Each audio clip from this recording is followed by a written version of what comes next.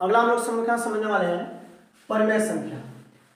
परमेय संख्या, अपरमेय संख्या, वास्तविक संख्या और अवास्तविक संख्या हम लोग का 4 गो है। ये चारों 10th क्लास से लेकर इंपॉर्टेंट है। तो सबसे पहले हम लोग का शुरू होता है परमेय संख्या। देखिए परमेय संख्या और भिन्न दोनों एक दूसरे जैसा दिखाई देता है।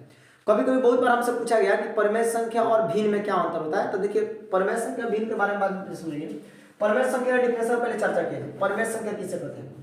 देखिए परमेय संख्या वैसी संख्या जिसे p बाई क्यू के रूप में लिखा जा सकता है। p बाई क्यू के रूप में लिखा जा सकता है वह संख्या जिसे p बाई क्यू के रूप में लिखा जा सके और p q एक पूर्णांक हो। क्या हो? एक पूर्णांक हो तथा q equal to not zero.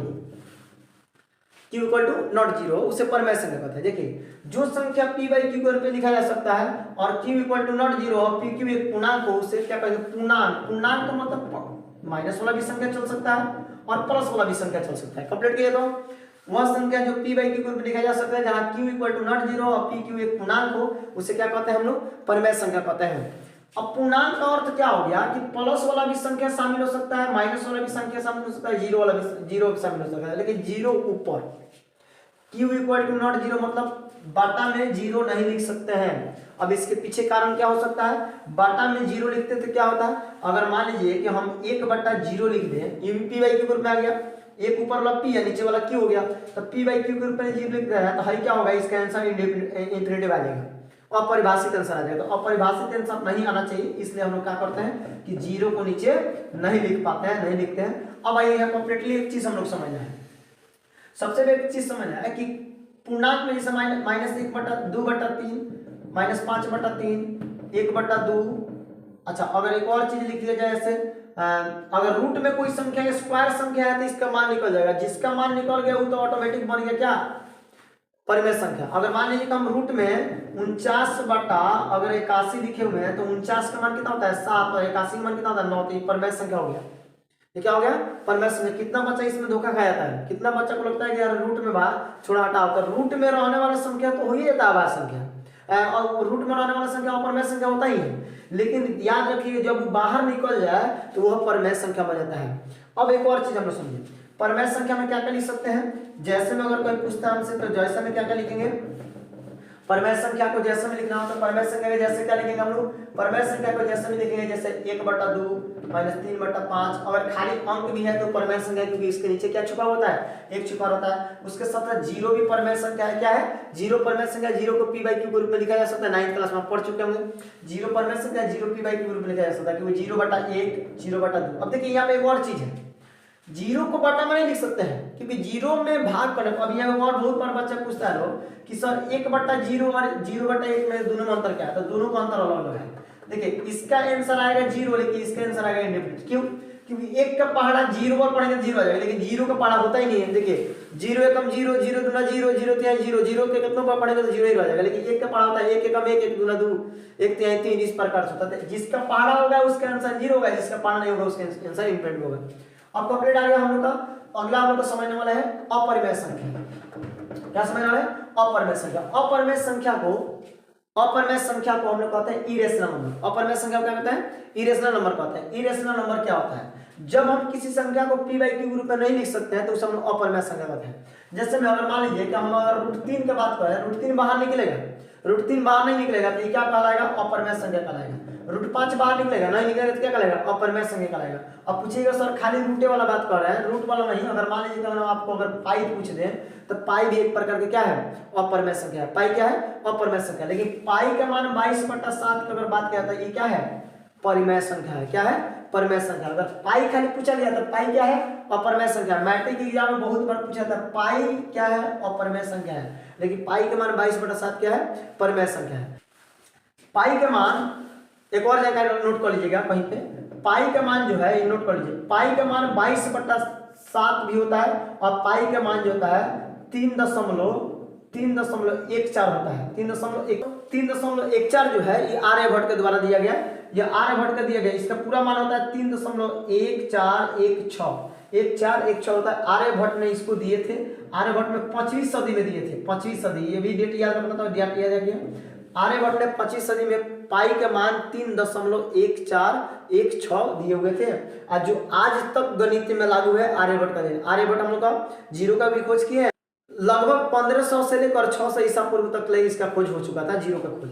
याद रखिएगा 1500 से लेकर लगभग 600 ईसा पूर्व तक इसका जीरो का खोज किया गया था। वैदिक काल उस समय चल रहा था, तब वैदिक काल में इसका खोज हुआ था, जीरो का खोज।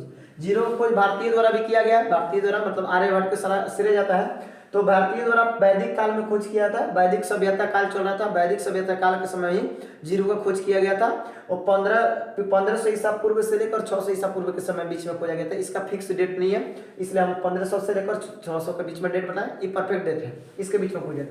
25वीं सदी में आर्यभट्ट ने 3.146 जो है पाई का मान दिए थे, जो आज भी गणित में लागू है। ये हम लोग समझे परिमेय संख्या बारे में, अपरिमेय संख्या बारे में, दो चीज समझे।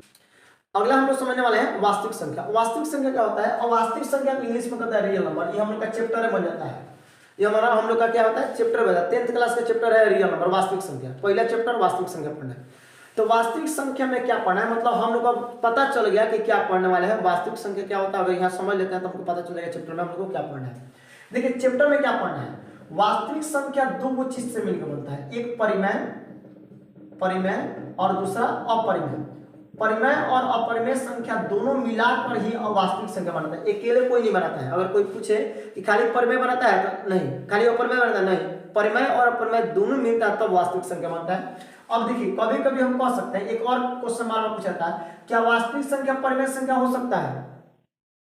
क्या वास्तविक संख्या परिमेय संख्या हो सकता है? तो नहीं, वास्तविक संख्या और परिमेय संख्या भी हो सकता है। क्या वास्तविक संख्या केवल अपरिमेय संख्या हो सकता है? तो नहीं, परिमेय संख्या भी हो सकता है, लेकिन ये दोनों हो सकता है, ये दोनों हो सकता है। हाई बड़का है, हाई बड़का है, हाई छोटका है, सब हाई क्या है छोटका है, सब हाई क्या है सब छोटका है सब। अब कंप्लीट समझिए, तो छोटका पेड़ जो है, छोटका अगर एक पेड़ बना दे, ये बड़ा हो सकता है। क्या हो सकता है?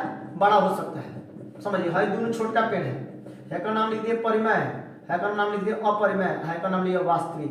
क्या लिख दिए? वास्तविक।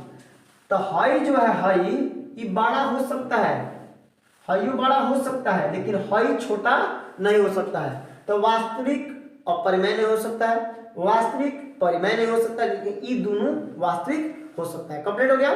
वास्तविक अपरिमेय नहीं हो सकता, वास्तविक परिमेय नहीं हो सकता, लेकिन ये दोनों क्या हो सकता है? वास्तविक हो सकता है। देखिए परिमेय और अपरिमेय संख्याओं को समूह को क्या कहते हैं? वास्तविक संख्या कहते हैं। परिमेय और अपरिमेय संख्याओं को समूह को क्या कहते हैं? वास्तविक संख्या कहते हैं। जैसे आप समझिए √3 हो गया, √5 हो गया, चाहे 2 हो गया, -3 हो गया, इस सब का सब चाहे 1/3 हो गया, इस सब का सब माने जितना संख्या पढ़ना है खराब और बढ़िया वो सब का सब क्या कहलाता है?